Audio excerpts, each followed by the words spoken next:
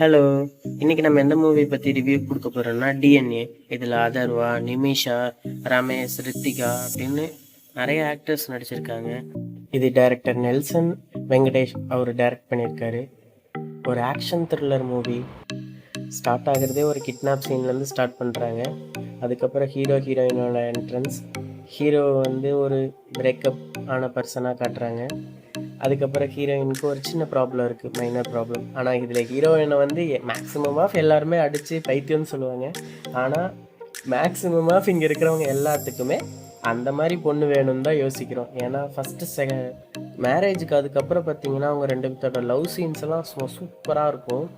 அதை பார்த்து எல்லாத்துக்குமே தோணும், சே இந்த மாதிரி ஒரு ஒய்ஃப் வேணும் அப்படின்னு சொல்லிட்டு.